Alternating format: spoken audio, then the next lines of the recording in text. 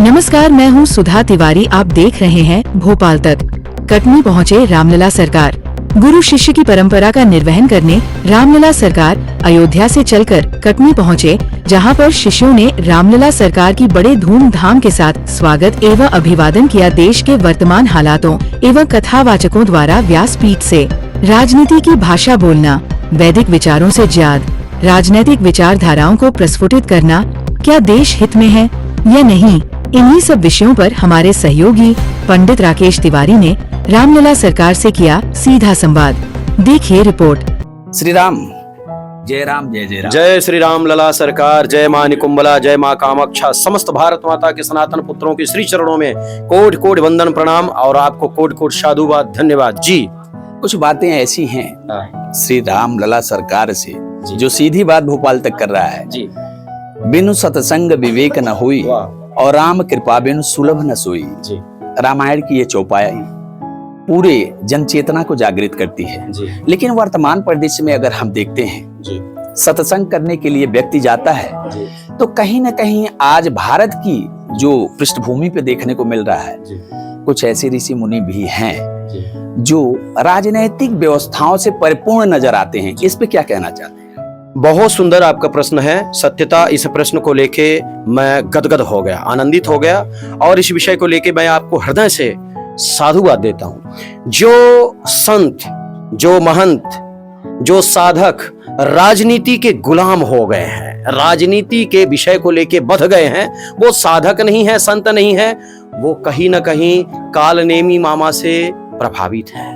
अभी तो मुझे ऐसा कहना नहीं चाहिए, लेकिन मैं इसलिए कह रहा हूं, संत अगर किसी के बंधन में बंध गया वो संत नहीं है। जिस प्रकार सूर्य का प्रकाश सारे अंधकार को मिटाते हुए सत्य सनातन धर्म के ध्वज को फहराता है, ठीक उसी प्रकार संत और योगियों को होना चाहिए। जो राजनीति से बंध जाए, राजनीति तो संतों के चरण रज है, राजनीति से बंधने वाला व्यक्ति संत हो ही नहीं सकता।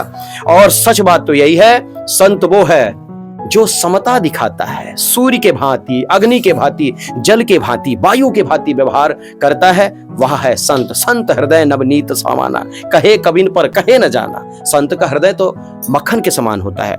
मक्खन तो फिर भी इस समय पाके कठोर हो जाता है, लेकिन रुई नहीं होता, इसलिए हम तो कहते हैं संत का हृदय रुई के समान होता है। जो समान व्यवहार रखे, सबसे प्रीति करे, प्रेम करे, हृदय से लगाए और सबके मंगल कार्य के लिए। महाराज जी, जी, अगर हम आश्रम की बात करते हैं जी, तो ब्रह्मचर्य जी, गृहस्थ जी, वानप्रस्थ जी और सन्यास, जी, ये 4 आश्रम हैं। बिल्कुल लेकिन जी। अगर हम आज आश्रम को लेकर के बात करते हैं तो सबसे सर्वोपरि आश्रम आपकी दृष्टि से कौन सा है? सबसे श्रेष्ठ आश्रम है गृहस्थ आश्रम। जितने भी महान योगी हुए हैं, महान तपस्वी हुए हैं, सब गृहस्थी थे। सूरदास को देख लीजिए, मीरा, कबीर, नानक, तुलसी, जिनको भी लेके देखिए, तुकाराम, एकनाथ, जिनको भी देखिए, स्वामी तलंग, बामा खेपा, ये सब गृहस्थी थे। स्वामी सामर्थ, गजानन महाराज, सब गृहस्थी थे।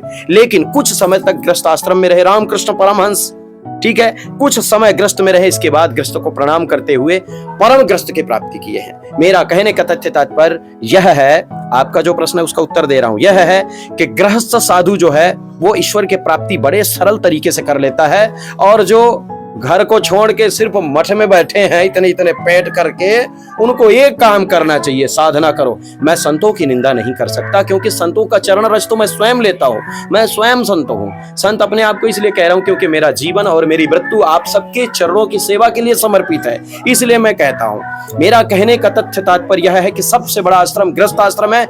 जिस आश्रम में सबका सम्मान होता है, समानता का व्यवहार दिखता है, व्यवहार करता है जो आश्रम, वो आश्रम सर्वोपरि है। अंतिम प्रश्न जी।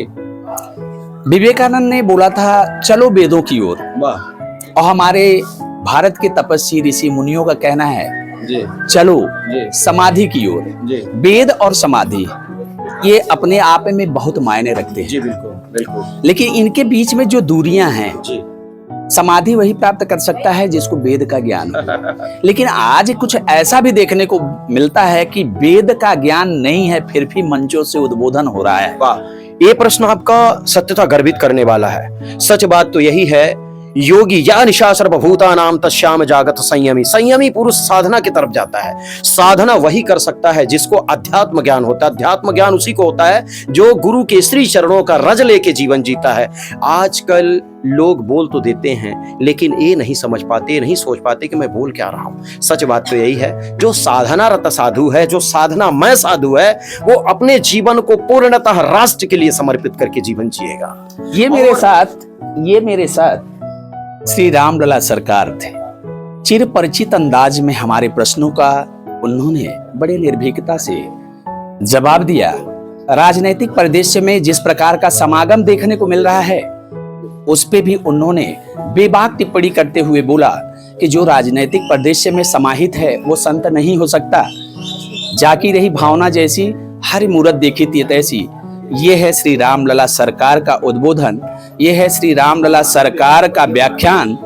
देखते रहिए भोपाल तक। मैं राकेश तिवारी। जय हिंद, जय भारत।